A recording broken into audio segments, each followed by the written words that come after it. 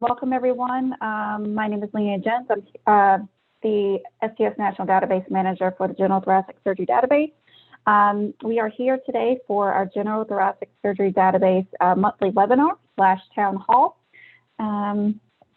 For our agenda today, we're going to cover just a couple of quick STS updates.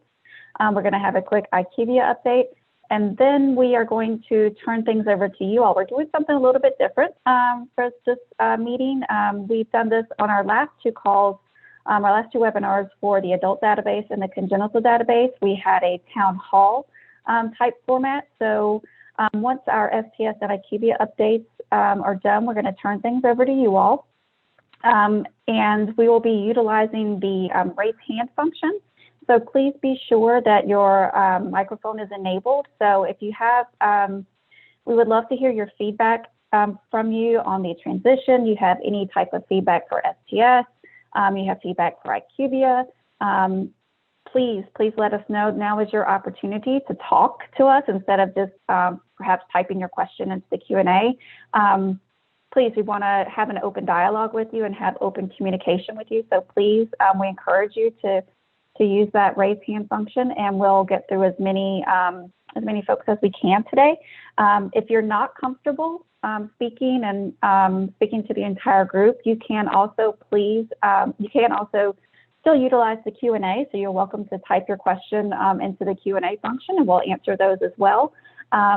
So again, we just wanted to provide this opportunity for you all and STS and IQVIA to have an open dialogue. We know this transition has been difficult for everyone.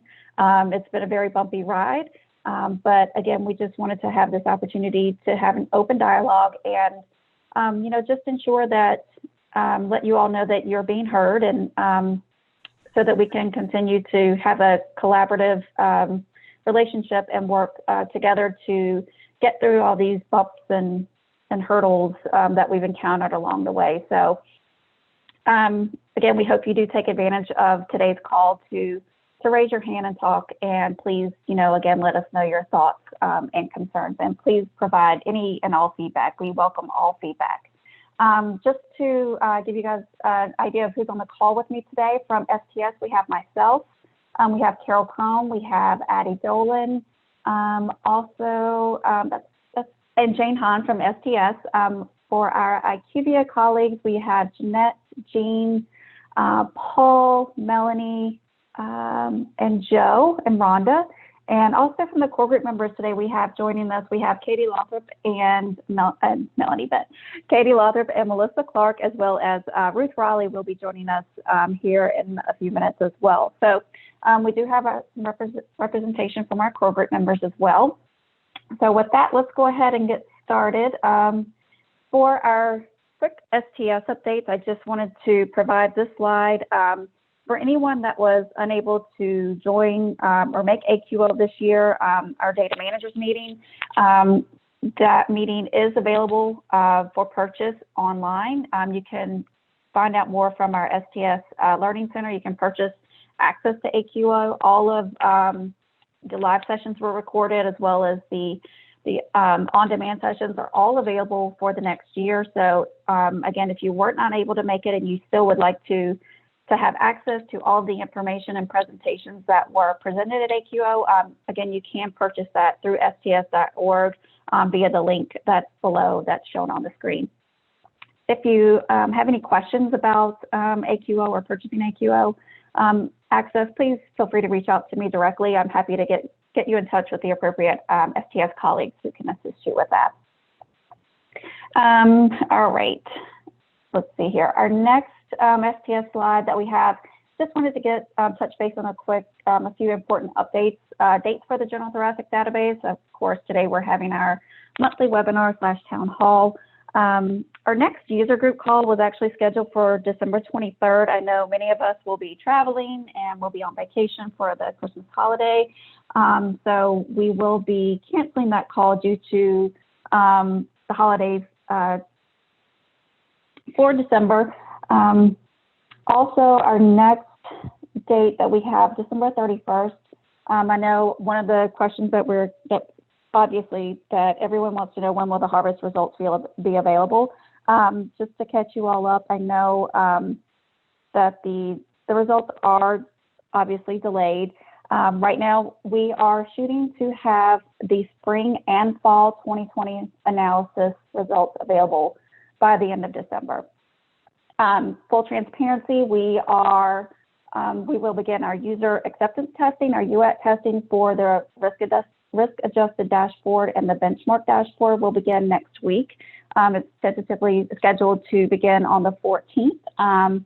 So we will have our beta testers, we'll have our core group members, we'll have surgeon leaders, STS, will all be beta testing the analysis results from the spring and fall 2020 analysis before they are released to everyone. So again, that will be taking place beginning next week. And our beta testers should have gotten an email today from Jane Hahn giving you a heads up about next week and what all to expect. So our beta testers should have received that email today from Jane. Also coming up on January 13th, we have our next General Thoracic monthly webinar, which is scheduled at 1:30 Central Time. And then also coming up in late March, we'll have the General Thoracic public reporting. Also, real quick, I did want to point out just a quick little reminder by December 31st that is the last day to claim your CEs for AQO. So again, please be sure to get your submission to claim your CEs in by December 31st of this year. That's all that I have in regards to STS updates. Next thing, I'm going to turn over to Joe for just a quick IQVIA update, and then we'll get into everyone's questions. So, Joe? Great, thanks, Leanne. As Leanne said, this is a pretty quick update today. First, just a few platform enhancements that were added in the November release. First of all, for all reports, the height has been expanded to increase the amount of viewing space on the screen. And so that should already be available. And so when you access your reports, you should notice that there's a little bit more room so that you can see more without having to make adjustments or zoom out or things like that.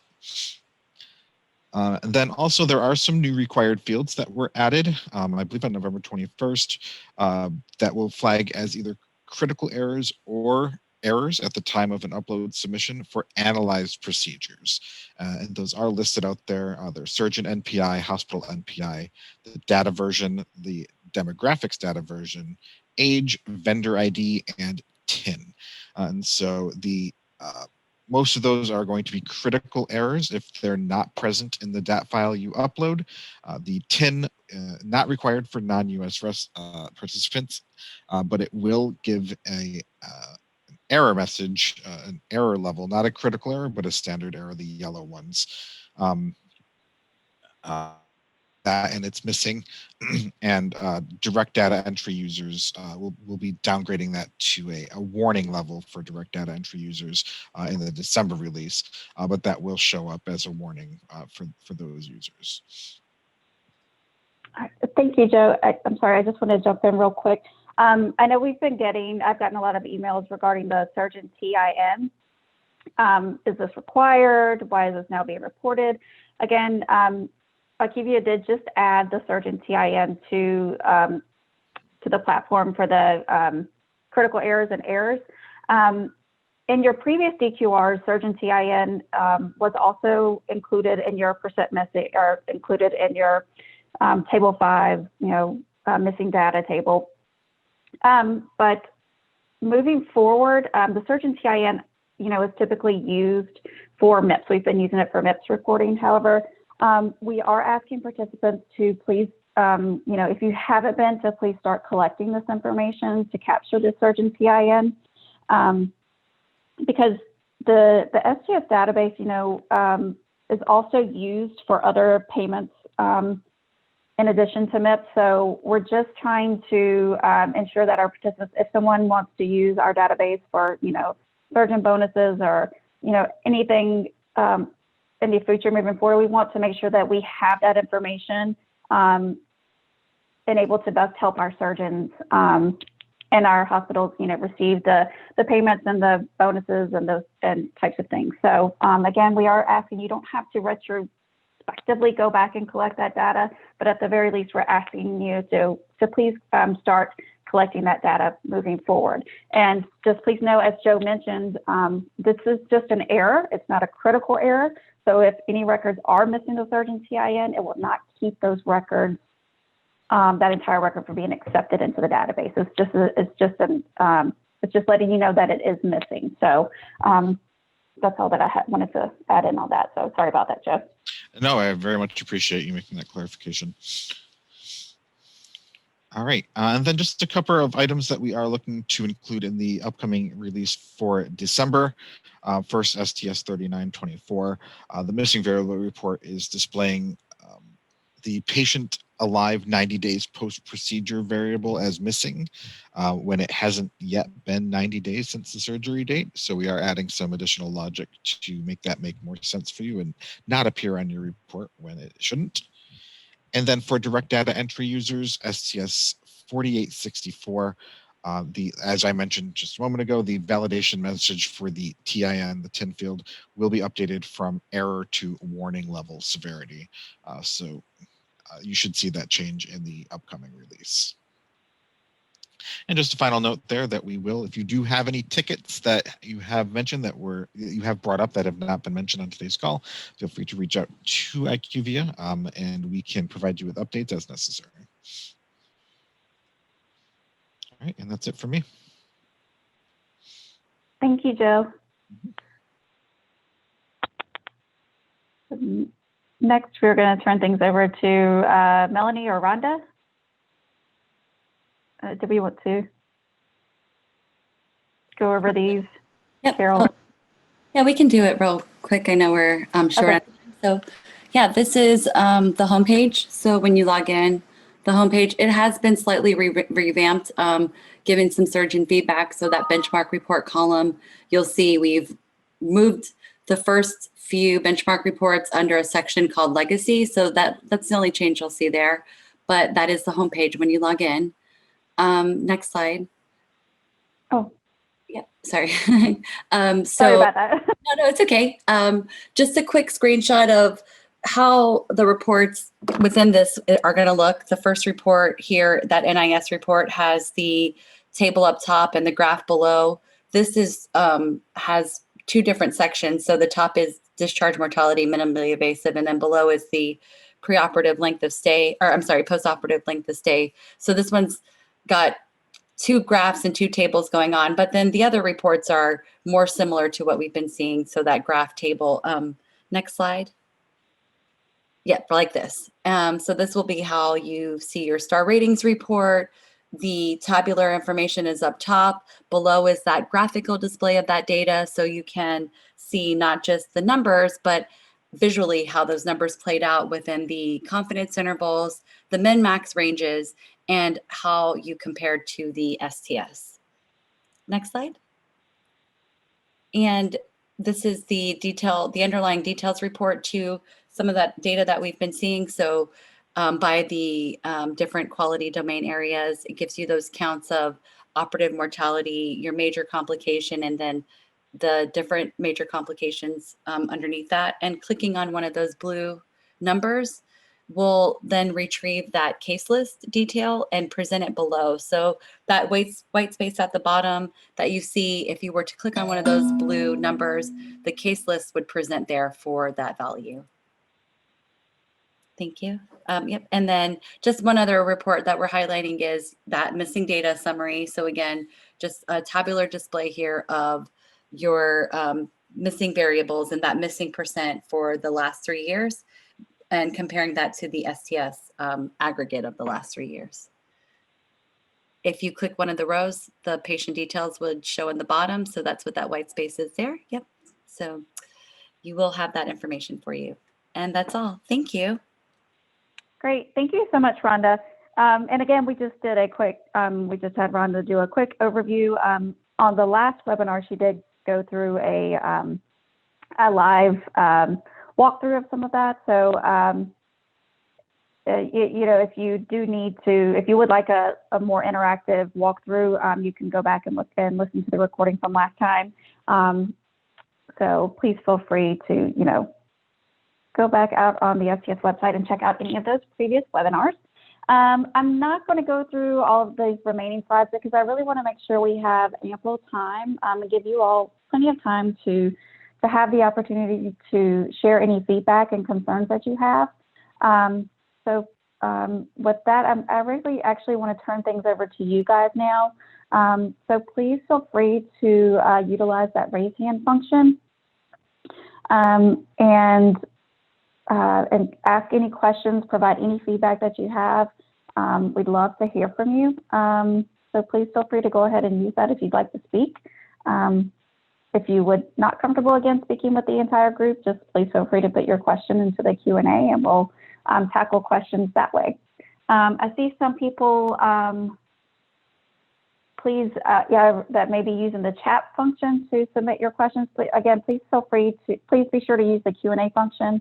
If you put them in the chat, Carol and I said we always read the questions out of the Q&A function, and that way we also have a record of them and other participants are able to see the questions as they're coming in too. So let's see, a question from Barb. When will training sessions for new risk-adjusted results dashboard be scheduled?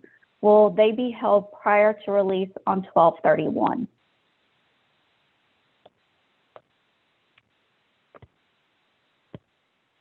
I know IQVIA, you have training materials that will go out when we release that. Is that correct? I don't want to misstate anything. Absolutely. Are there any type of training materials that will be going out? This is Jeanette. Yep. So when the report is released, there will also be a training overview, which is posted to the resource library section of the system. So once that link for the report is available, we encourage you to use that. It'll be the GTSD risk adjusted report overview is the most likely name.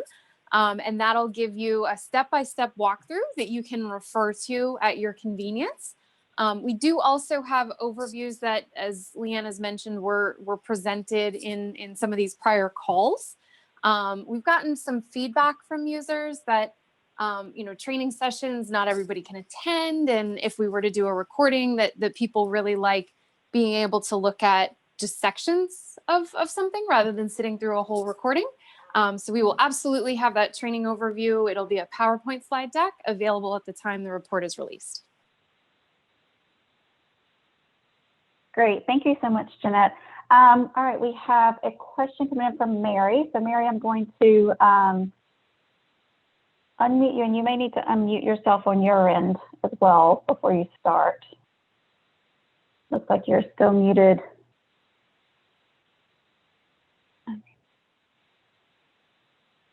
I don't know, Mary, if you may need to unmute yourself on your end. I still can't hear. All right. While we are working to figure that out, there were some questions that were submitted, and I'm going to go answer a couple of those. One of the questions, I'm sure everyone wants to know, when will the dates for the 2021 spring harvest be released? And we have been working on those, and we are finalizing the dates with IQVIA and DCRI, and those dates should be posted within the next week. So that information will be coming within the next week for the 2021 harvest. Let's see here. I'm not sure. Mary, I've enabled you to talk, but I still can't. It's still showing that you're on mute. So just wanted to let you know. Let's see here. Some additional questions that we've gotten. Is there a way to get the training manual to purchase or rather than printing? And unfortunately, no, the training manual, it's updated monthly. So, and it is available, it's downloadable from the STS website. Obviously, we don't charge for it. If that's not what you meant, please clarify if we misunderstood your question. but it is updated monthly. And I know we've talked about this in previous webinars as well, that, you know, we recognize that that training manual is not very user-friendly. And we will be working to improve that for this next data version that will be released in July of 2021. So that is one thing that I, Carol, core group, surgeon leaders, we will be working to improve that training manual and make it a lot more user-friendly. So if you have any ideas or suggestions on what you would like to see in the new training manual or in the next training manual, please feel free to email those ideas to me. I welcome any and all ideas to help make that training manual better and more useful for our data managers. And in case anyone came in late, I saw we have some attendees pop in a little bit later in the presentation. Obviously, you know, one of the top questions is when will the STS national report be available? And again, as we had talked about, we will be releasing the spring and fall 2020 results, analyses results at the same time. And those results we are working to have them posted and available to our participants by the end of December. And we will begin beta testing with our core group members, our beta testers, our surgeon leaders, STS. We will all begin beta testing next week. All right, let's see here. And in regards to the training manual, they wanted to know if there was a dedicated manual rather than downloading and printing. Again, that manual is the one that we have out on the STS website. And like we stated, it's updated monthly. And then there's also the data specifications that we have available to the data managers that is also located out on the STS website. So the difference between the two, the data specifications versus the training manual. The training manual gives more clarification, intent clarification, and it also answers any questions that we frequently ask questions that we get each month from our data managers regarding how to answer some of those specific variables. So the training manual does go into more detail and provide additional and more specific clarification versus what's in the data specifications. I hope that helps. Our next question, when is the closing date of the current harvest period?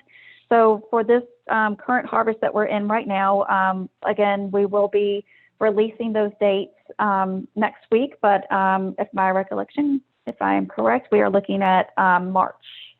So I think it was around, I don't know the specific date, I want to say mid-March, but just to give you an idea of what we're looking at. So, so just to know that we will be posting and releasing the 2021 harvest close dates here next week, within the next week. All right, I don't see any additional questions. Again, I don't see any hands up if anyone wants to speak. Again, please feel free to share your concerns, I know, and your thoughts. You know, good feedback, critical feedback, we're here for it. We're here to hear from you all. We know it's been a frustrating process, a frustrating transition for us all. It's been very challenging. So we just want to give you the opportunity to express you know, your thoughts and concerns. What can we do better? What moving forward? What types of things would you like to see? If there's certain things that's in the platform that aren't in there now, some future enhancements that you would like to see, please let us know. What would you need to help make your job easier? You know, please feel free to let us know these things. We want to be able to give you everything that you all need to get your job done in an effective manner. So again, please let us know your thoughts. Carol, Jane, did you all have anything you wanted to add or convey to the group? No, I know you did a great job, Leanne, and the questions that came in were good. We would just really like to hear from people if they're having difficulty so we can help them through it. And we have IQVIA here with us.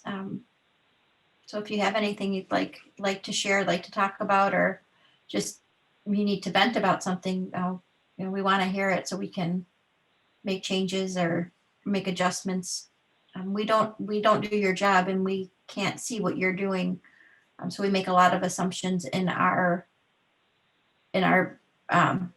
the platform when we're doing things. And if it's not what you need or not what you want, or something could be done differently. Those are things that we need to hear. We do loop in the core group members and some lead database abstractors who helped us with some of these processes. But at the end of the day, everybody has a different job. Everybody does things a little bit differently. So we may have not thought of something that was important to a large group of people. And so we need to hear those things so we can really help you with that. And any outstanding tickets that you have that, we can ask IQVIA to check into, or anything like that. I see one question in there if you'd like to take it, Leanne, but Sure, I'm glad everybody joined absolutely. today and, was able. And I'm just wondering, we have a half hour left. So Melanie, would you want to do any type of live demo so we can use people's time wisely, or what would you like to do? I mean, we can do the demo. We could go through and take a look at the GTSD Okay. risk Sure. adjusted. I know Rhonda did the overview of the screen slides, but if we do have time, we could go through and look at that real time. Yeah, I think that would be Yeah, great. We could sure. do one question in the Q&A and then do that if that's good for you, Leanne. I didn't mean to Sure. direct. No, Okay. it's absolutely fine. Okay. So our one question that we have so far is actually a suggestion for the new training manual. It says, please indicate for each post-op event if it applies to that admission only or the entire 30-day post-op period. So thank you. We will definitely take that back. I don't know if Katie or Melissa, or if anyone from the core group wants to add anything about the training manual or your thoughts on how to improve it. Please feel free to chime in at any time. So, but thank you very much. And again, I'm looking at any and all ways to help improve that training manual for you guys to make it more useful. All right, I'm not seeing any hands raised or any additional questions coming in yet. So Melanie, Rhonda, if you guys want to share, I can stop sharing and we can do a walkthrough of that risk adjusted dashboard. Sure. Okay, and just so you know, someone just asked, can you do a demo on the drill down into patient level data for the major complications on the GTSD risk adjusted dashboard? So we won't really be able to demo drill downs to Right. patient information because that's patient information and that's protected. So we Right. can tell you there will be a demo or a drill down. And that's frankly all we're going to be able to show, really, unless Rhonda, you feel differently. Yeah, no, I mean, on this test environment, there's 2 loaded, so it doesn't align with the number, but I can just show that, this is what will happen. But don't pay attention to the number being off because it is our test environment and we don't have that kind of stuff loaded here. Just very minimal data enough to test with. So Great. And you're good to share your screen, Rhonda. I stopped sharing. Thank you. Yeah, hopefully everything just went black. That's okay. Is my screen I can up? see it. Okay. Yes, ma'am. Awesome. Okay. So as I was describing earlier, when we saw the screenshot, when you log in, you are taken to the landing page where you have the entryway into all of your reports that you used to get in that big paper packet. And so what I had called out earlier was that under benchmark reports, we saw these and this plus this reports listed there. And after we demoed this with the surgeon leadership, they had suggested that we move some of these older legacy type reports down here into the legacy report area. And that way these areas that are of more importance to us are called out up here and more attention is raised to those. And then, down here are the legacy ones. So again, logging in, you're taken to this page. And so then you could start stepping into the different reports. I'll go through the lung cancer reports here because as you see the composite rating details, clinical staging procedures, these reports are the same across the esophageal cancer reports. So what you see here will be the same here, just with the exception of it's esophageal cancer rather than the lung. We have the other reports, which is that missing data summary, the number of operations, primary procedure. So those are the other reports. And then again, our benchmark reports.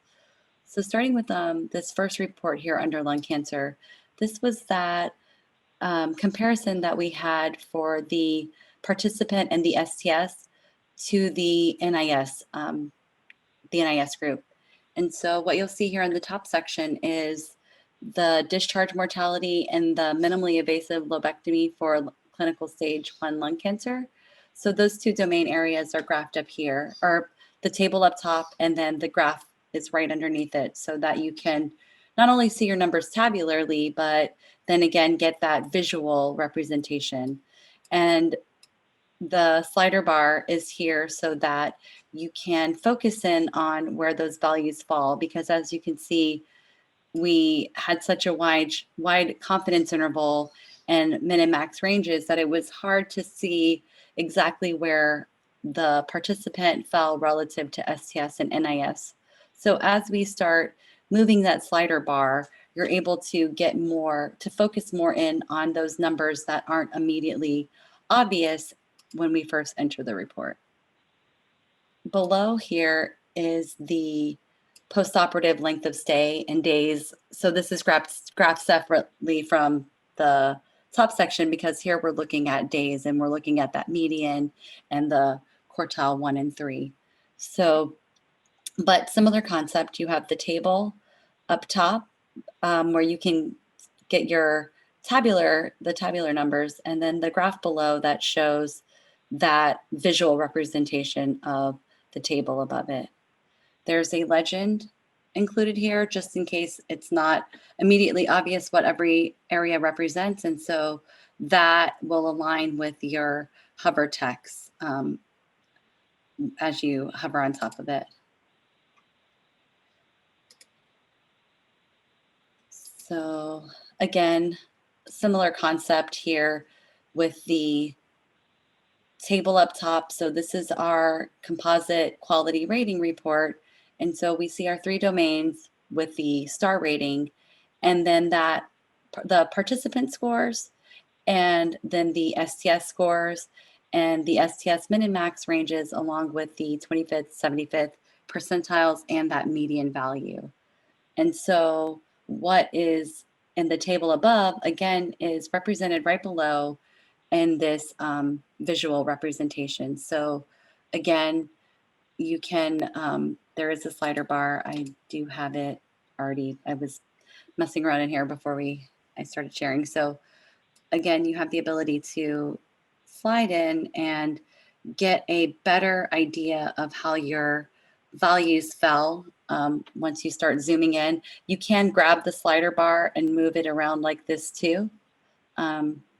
If you are in another graph where that may be a benefit to scroll that way, but you do have that option once you've set a range to use that range and slide around with it. As you hover over, it tells you, so this dark blue area is my 95% confidence interval. I can see that the participant and STS values both fell in that interval. This is my max range. This is my min range. So you do have that hover text that guides you. And then the values here, you have hover text so not only do you visually see where you fell, but you can quickly see what that number is if you hover over the lines. So that hover text is there. If you wanted to, let's say when we first came in, and this is kind of smushed up, we don't really get a good grasp of what's going on in here. So I set my slider bar, and now let's say I want to share this with a team member. What I can do is, once this is set, if I were to hit the print button on the home page, it would print out with that zoom. And there's a note here even regarding that, but it would print out with that zoomed in experience. So that way you can share visually what you were seeing in the application. So getting to the details report, we do have the counts by the different areas. It's highlighted blue so that indicates that it is something that we can click on and drill down to. And so I can click on this. And again, I since it's test, we don't have good data in here. So that's why you're only seeing 2, but clicking on that and then going down here would have given you all 10 that met the pneumonia criteria. And similarly, you know, we have one for a pulmonary, and I will mess the word up, so I'll just say pulmonary. Embolus. Okay, embolus. Okay. And so on and so forth. So each one of these areas, if there's a value there, you can click and drill down and get the information below. Clicking anywhere out of the table will take that information away. So if you've clicked on this and you do have the patient drill down displaying, when you hit print, that will export in your export. So you will want to be very careful if you're not trying to export patient details, to make sure that you've clicked out and you've removed that drill down list. Another way to do it is to exit the report and come back in. If you find that maybe clicking around isn't working for you, just exiting the report and coming back in also resets it. So Excellent. yeah. Yeah, we've got a question from Chris. Chris raised her hand, so I'm gonna unmute her. Or Chris, if you unmute yourself on your end, you should be able to go ahead and speak. I got it. Can you hear me okay? Yes, ma'am. All right, thanks, Rhonda. Can you go to that first report that you were looking at? Is it a test environment? Because I'm just first of all, my question is participant N, what is that N representing? Okay, so answer to your first question is yes, this is a test environment. Okay. So this is test data. The N is your population that met the criteria for what this NIS report is looking at. So for discharge mortality, there's a certain set of criteria that would include a patient into this population. And so that's what this N is that we have 6 people that met the discharge mortality criteria. Similarly, the 4 is we right. had. But how is that different from number of patient? So that is whom had so in this case, 0 actually had discharge, had a mortality. So this is like your eligible population. Okay, so that's a denominator. Right, exactly. Got it. Exactly. Numerator and denominator. Better said, yes. Now, if you scroll down to the second section, where it was like length of stay, I think. So you're saying that this is not live data because I'm looking for the STS median of 30. So yeah. That okay. is not right. So yes, that's data. Right. Got it. Okay, I'm done. Oh, no, I did have one other question. Okay. Is it common on some of your scales, the highest number is to the right, some of the scales, the lowest number to the left, or the highest number to the left? Is that based on whether it's good to be high or good to be low? You got it. Yep. Okay. So we try to keep Right. it consistent with this note. Yep. You got it. It just takes some thought process to remember that, when you're looking at the numbers. Okay, Oh, thank you. yeah. I got it. Cool. No problem. Thank you. Good questions. All right. Thank you for that. So then moving on to our clinical staging procedures. So this graph here is we're introducing a new concept with having, so down below we have the table of the different areas. So your clinical staging done, the methods, the total number of lymph nodes sampled, your lung CA resection. And what we have up here is, so you don't just have to digest the numeric values, and it's hard to see trends, and we're showing 3 years, but how did our numbers really move across those 3 years?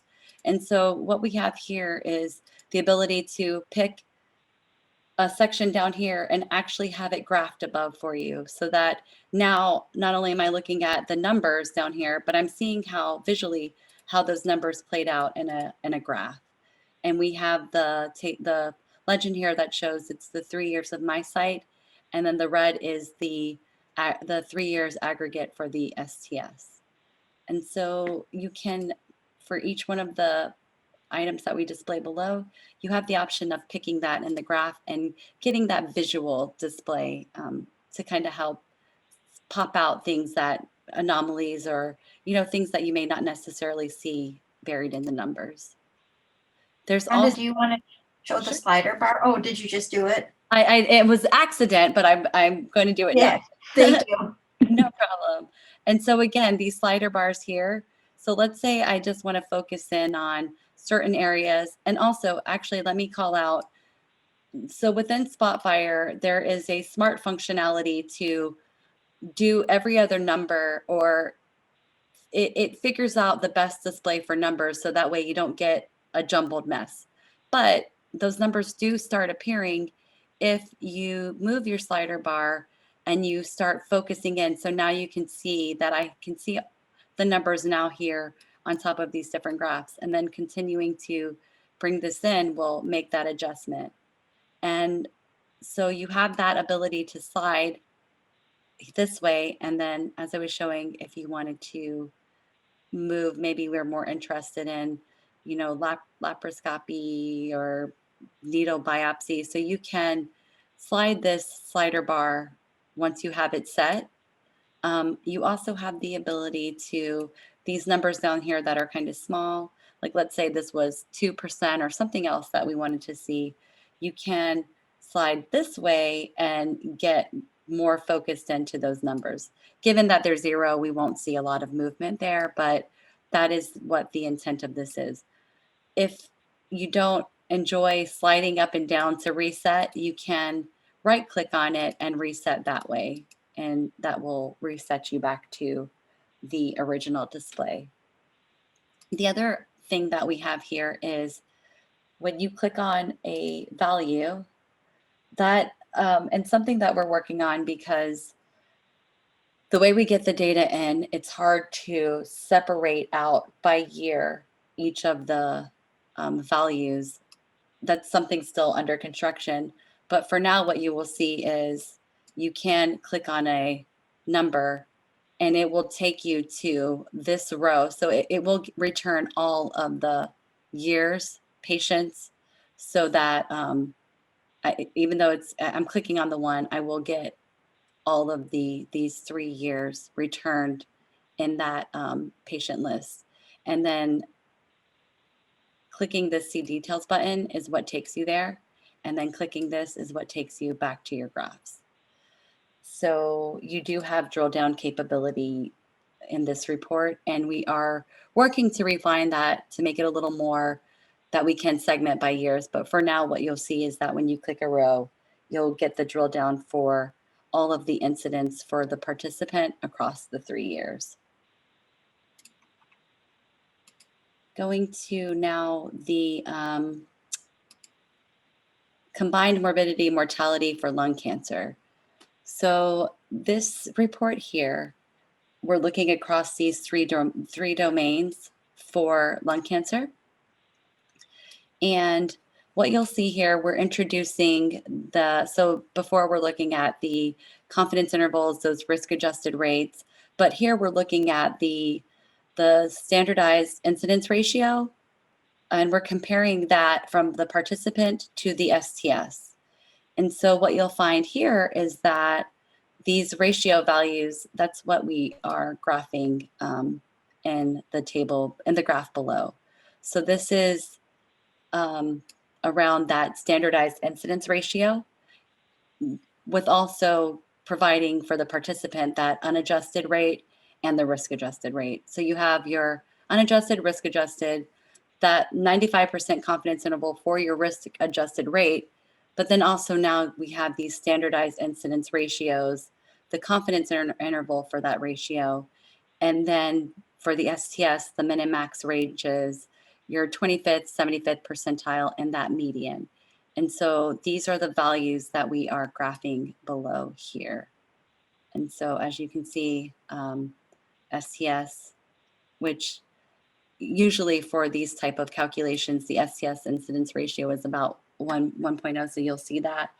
But again, same concept where you have your confidence interval range, you have the min and the max ranges. And like it was called out earlier. So in this example, better than expected is towards the left. And so it's more ideal to be closer to 0 here in this case. And along with that graph, we also have the details for that, the morbidity, mortality for lung cancer here. And again, with a similar concept, it's clicking the value to return the case list below. And then clicking out will remove that case list for you. Rhonda, we've got a question in the Q&A about the, is something the same as the O to E? Could you just show where the O to E is visible?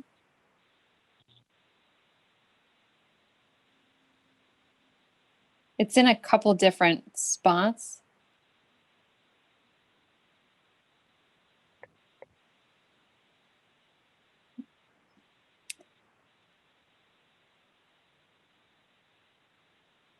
So Margaret, we do have it in here. We'll just need to double check on exactly which section that's in.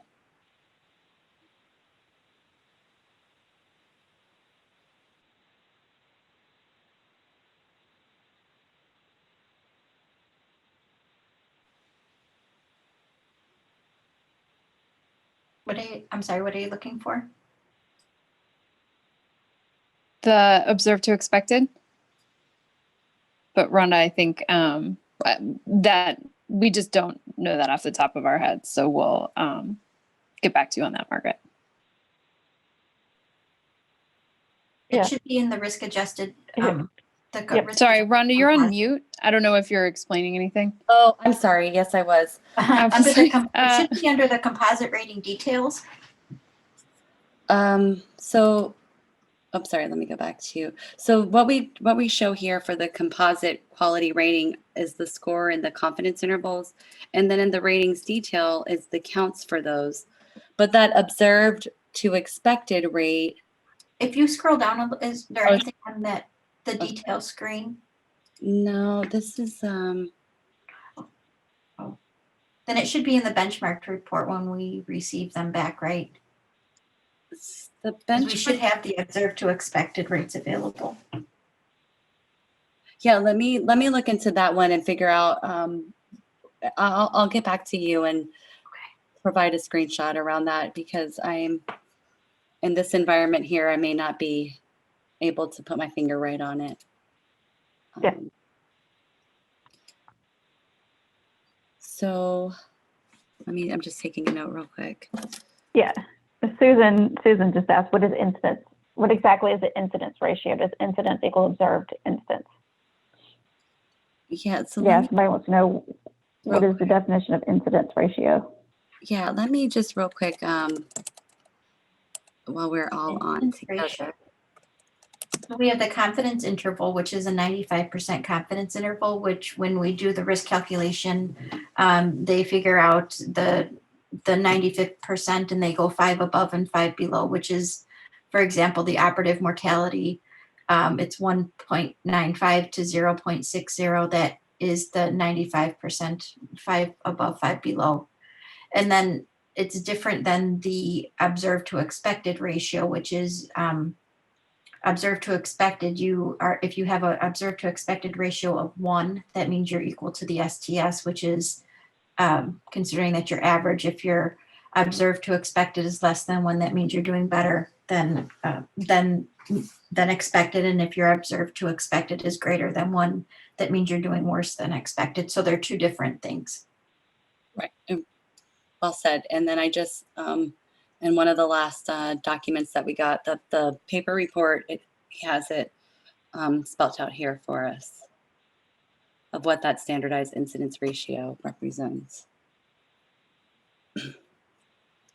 So it's a ratio of the participant's true rate of the outcome of interest according to the model divided by the outcome rate that would be expected for a hypothetical average center with the same case mix.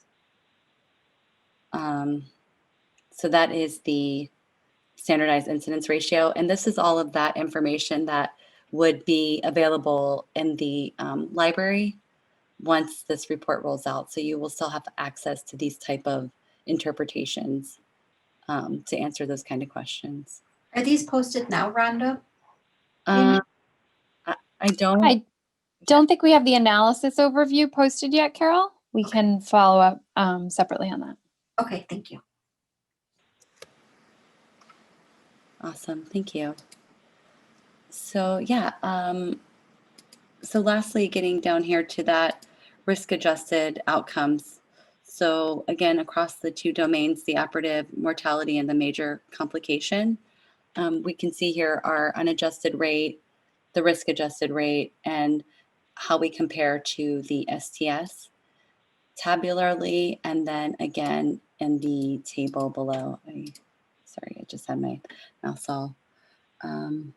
This one, I'm in a test environment. This one looks like it may have got, I might need to look into this one. So yeah, okay. But this is that risk adjusted outcome. So this is here for the lumpectomy and then also for the esophagectomy area. Under other reports, I'm going to jump over here to the other reports section and just kind of highlight what some of these other reports are. So one of the other reports is this number of operations submitted, the discharge mortality and the operative mortality by year. So we have the most recent year and then the last 3 years for the participant and the STS. And then again, as we see here with the blue highlight, we can click and drill down to that participant number and see the underlying data that made up our, in this case, number of operations, if there was mortalities, number of eligible by the different areas. You do have that drill down capability here as well. And this is that all of the primary procedures for a given participant that by the different organ areas. So this is that many page report that gives you the different primary procedures, the incidence, your operative mortality, the number of eligible procedures, and then that percent for both the participant and the STS. And then last but not least is the benchmark reports. And so I'll go through an example of one, the excision of mediastinal mass or cyst. So once you click on one of the areas, it will open up the benchmark homepage. So we have these different areas that we can go into by using the buttons here, or once I'm within one, I can just navigate using my next button here. And so what we see now with our benchmark reports is similar to the graph I just showed for the clinical staging methods. So we have a table up top and then your tabular view below. And so anything that's available, anything that's displayed in the table, you can, using the drop down up top, toggle between those and get the graphical representation of that data. And once you're within one of the reports, by hitting next, you can navigate across those different areas so that you don't have to go back out and access it from the homepage each time, just saving those clicks for you.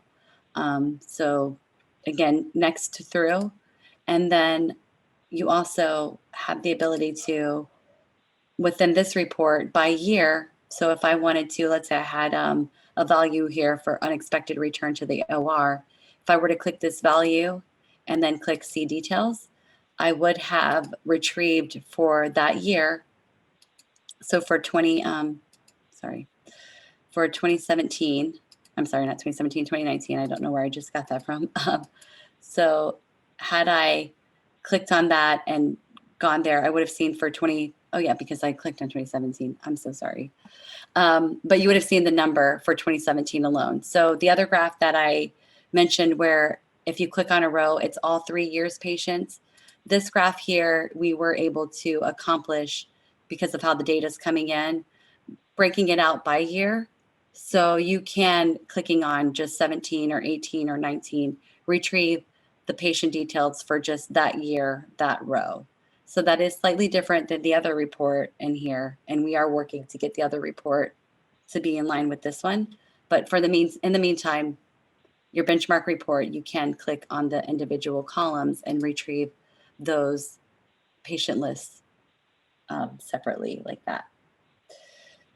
There is 2 home buttons you'll notice on the benchmark reports, because we not only have the option to go back to your main home page, but if you wanted to quickly navigate to another area in the benchmark reports, you would have been able to, go to, by clicking that, you would have been able to get back to that home page. That gets us through the benchmark reports, and each one of these reports are similar to the one I just displayed. So you'll have the same functionality, all of that same stuff going on within each one of these other reports. Finally, what I would like to show is the export to PDF button here. And what this export to PDF button does is, once I click that, it will generate all of the different pages of this report. So it'll generate all of the quality ratings, ratings details, your benchmark reports, pretty much that whole packet of charts and graphs that we saw will get printed out into this one PDF.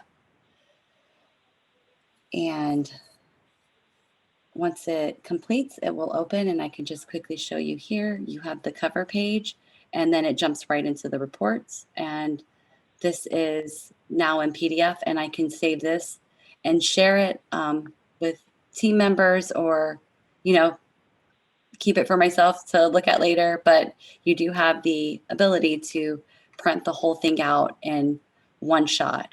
Maybe it's easier to even view the whole report this way, so that you don't have to use the buttons to navigate to all the different places. You can just snap it off to a PDF and scroll through it that way.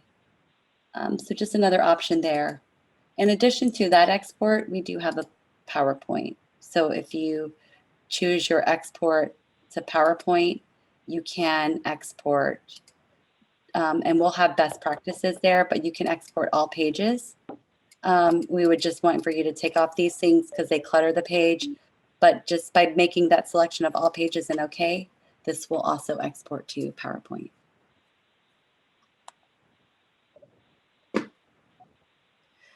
Were there any other questions? Yep. OK. No, Rhonda, we just wanted to clarify on the STS side regarding the O to E ratios. The thoracic report for those models, for those risk models, we've always reported that SIR, the standard incidence ratio. We've not reported O to E ratios in the thoracic reports. So just to further clarify. And Okay. then also, someone had a question. They wanted to know what is NIS, and I think Katie wanted to address that question. Katie, I didn't know if you wanted to weigh in. You might have to unmute yourself to talk. Hi. I didn't mean to Hi. hit that, but I can. Oh, okay. But I can answer it. It's the National Inpatient Sample is what that stands for. So.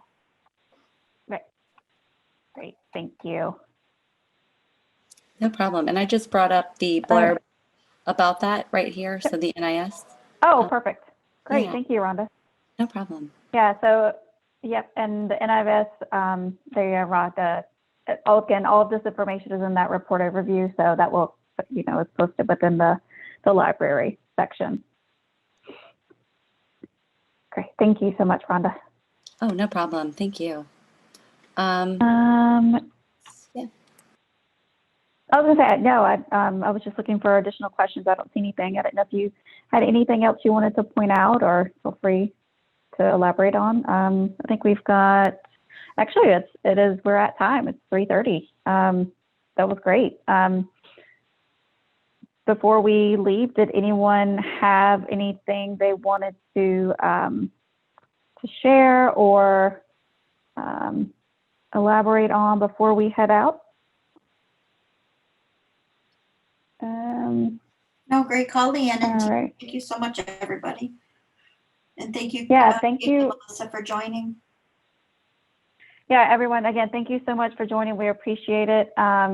We hope, you know, you enjoyed. We'll be doing more of these town halls as we move forward. So again, you know, we encourage you to bring your feedback to the table and please communicate with us and let us know what's working, what's not working. And I guess, you know, Carol stated earlier, we definitely want to make this platform available for you all and what works best for you. So we need to know what you guys need and what you like, what you don't like. So again, please, you know, communicate with us in IQVIA. And we thank you all for your support and patience during this transition.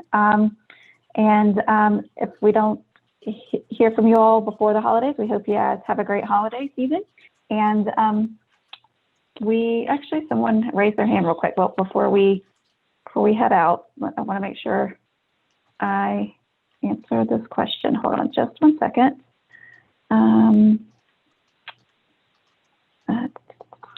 So I apologize. Oh, I think they lowered their hand. I don't see a hand raised now. Okay. But again, thank you guys for all joining today. We appreciate it. We hope you guys have a great night. Thank you, IQVIA, STS colleagues. I appreciate your help. And core group members, thank you guys so very much. I appreciate it. I hope you guys all have a great night. Thanks, Leanne. Thank you. Bye, everybody. Thank you. Bye.